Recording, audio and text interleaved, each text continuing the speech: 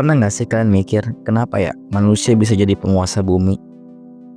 Padahal kalau dipikir-pikir, fisik kita tuh lemah banget. Kita nggak punya cakar tajam kayak harimau, kulit kita tipis nggak kayak badak, lari kita juga kalah kencang sama kuda. Tapi kenapa kita yang bisa bikin gedung pencakar langit, terbang ke bulan, bahkan bikin video yang lagi kalian tonton ini? Jawabannya ada di benda lembek sekitar 1,5 kilo dalam kepala kita. Yap, otak. Banyak yang ngira otak manusia pintar karena ukurannya gede. Salah besar. Kalau adu gede-gedean, otak gajah atau ikan paus itu jauh lebih raksasa dari kita. Tapi kenapa mereka nggak bikin smartphone? Rahasianya ada di kepadatan. Otak manusia itu ibarat HP flagship keluaran terbaru. Ukurannya pas, tapi chipsetnya ngebut parah.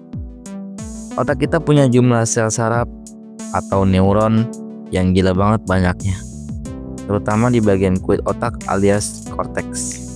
Bayangin aja, neuron di otak kita itu jumlahnya sekitar 86 miliar. Itu kayak jumlah bintang di galaksi, tapi didapetin masuk ke dalam tengkorak kita. Makanya koneksinya cepat banget. Nah, ini yang paling bikin kita beda dari hewan lain. Manusia punya bagian otak depan, prefrontal cortex, yang super canggih. Fungsinya apa? Ini kayak simulator masa depan. Hewan biasanya cuma mikir ada makanan, sikat, atau ada bahaya, lari. Mereka hidup di masa sekarang, now. Tapi manusia, kita bisa mikir, kalau gue makan ini sekarang, nanti gendut gak ya? Kalau gue nabung hari ini, tahun depan bisa liburan gak ya? Kita satu-satunya makhluk yang bisa jalan-jalan ke masa depan. Di dalam kepala kita, bikin rencana, dan berimajinasi hal yang belum ada. Keren kan? Tapi ada harganya nih buat punya otak sekalian ini.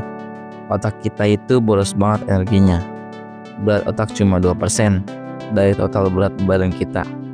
Tapi dia nyedot 20% energi dari semua makanan yang kita makan. Ibarat mobil, badannya kecil kayak city car, tapi mesinnya mesin mobil balap F1.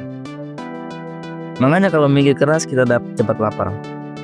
Jadi intinya, otak manusia itu spesial bukan karena dia paling besar, tapi karena dia paling efisien, paling padat, dan punya kemampuan imajinasi yang bikin kita bisa nyiptain peradaban. Tuhan udah kasih kita hardware super canggih ini. Pertanyaannya sekarang, hari ini otak canggih itu udah dipakai buat hal yang bermanfaat atau cuma buat scroll sosmed doang? Coba tulis di kolom komentar ya. Seperti biasa, salam dari aku, terima kasih.